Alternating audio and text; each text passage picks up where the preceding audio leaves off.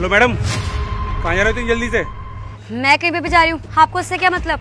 मतलब है, जब भी आपको रोका है मैंने। देखिए सर, मैं अपने काम से जा रही हूँ और आपको मेरे काम में दखल अंदाजी करने की कोई जरूरत नहीं है। मुझे पता है आप कैसी ड्यूटी कर रहे हो। आप एक डॉक्टर हो और डॉक्टर को हॉस्पिटल में होना चाहिए। इस सुनसान रोड पे आप क्या कर रहे हो इस टाइम? सर देखिए, मैं कहीं पे भी जाऊँ कहीं पे भी रहूँ, इसमें आपका कोई मतलब नहीं होना चाहिए। पर अगर मैं डॉक्टर हूँ तो इसका क्या मतलब है कि मैं खाली रोड पे नहीं चल सकती?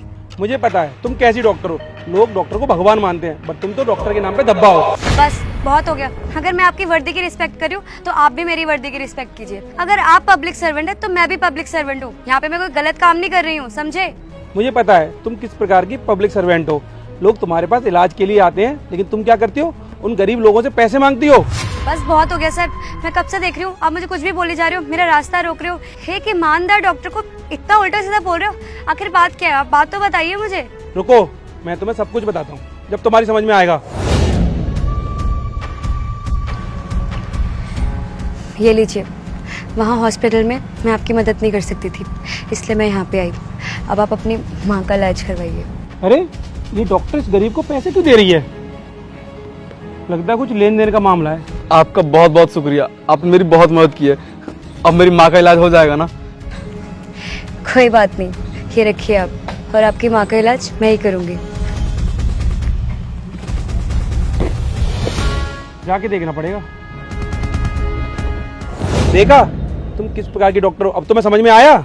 अच्छा सर, वो देखिए आप बहुत गलत समझ रहे हैं। आपने जो देखा वही मान लिया। आप मेरी बात तो सुनिए। मुझे कुछ नहीं सुनना तुम्हारा। मैं अभी जिप्सी बुलाता हूँ और तुम्हें थाने में लेके जाता हूँ। अरे सर, आप एक बार मेरी बात तो सुनिए, उसके बाद आपको मेरे को जहाँ लेके जाना है वहाँ लेके जाइए। हाँ सुनाओ, तुम क्या सुनाना चाहती हो, जब तक मेरी जिप्सी भी आ रही होगी। सर दरअसल बात यह है कि वो मैम नमस्ते। नमस्ते, बताइए। मैम मेरी मम्मी इमरजेंसी में नीचे भर्ती हैं, उनका इलाज करवा दीजिए आप। डॉक्टर 2 लाख रुपए मांग रहे हैं। हाँ ठीक है, जमा करवा दीजिए, हो जाएगा उनका इलाज। मैम वो क्या है ना, पिछले महीने बहन की शादी करवाई थी, इसलिए 1 भी रुपए नहीं है मेरे पास। प्लीज आप कुछ मदद कर दीजिए, वरना मेरी माँ, उसे कुछ हो गया तो। अच्छा ठीक है, मैं कुछ करती हूँ। मैं समझ सकती हूँ, मेरी माँ के साथ भी यही हुआ था। मेरे पास पैसे ना होने के कारण आज मेरी माँ मेरे साथ नहीं है। अरे मैं तो छोटी सी बच्ची थी, उतने पैसे थे भी नहीं मेरे पास, कहाँ से बचाती। इसलिए मैंने फैसला किया कि मैं डॉक्टर बनूंगी और जितने भी गरीब हैं उनकी सेवा करूंगी।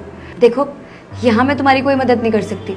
हॉस्पिटल के सर्कमस्टांसेस होते हैं, हॉस्पिटल की अथॉरिटीज़ मुझे प्रॉब्लम में डाल देगी। तुम एक काम करो, कल तुम मुझे एच ब्लॉक के बाहर मिलना, ठीक है? धन्यवाद मैम, आप मेरी इतनी मदद कर रही हो, वरना आज के जमाने में कौन किसी अनजान की मदद करता है। ठीक है, अब आप जा सकते हैं। ठीक है मैम साहब।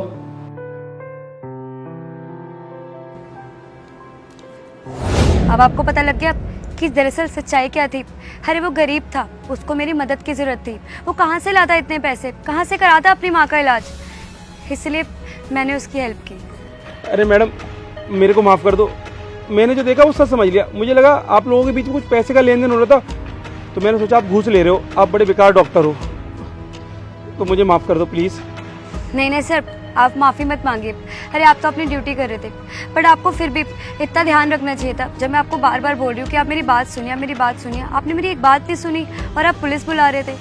हाँ मैडम, मैं आगे से ध्यान रखूंगा। जब तक मैं पूरी सच्चाई नहीं जान लूँगा तब तक किसी को उल्टा सीधा नहीं बोलूँगा। तो प्लीज़ मेरे को माफ़ कर दो। अरे सर कोई बात नहीं, अब आप माफ़ी मत मांगिए, मैं चलती हूँ। एक्चुअली आज ऑपरेशन है और आप उसी की मदर का ऑपरेशन है जिनकी आप बात कर रहे थे।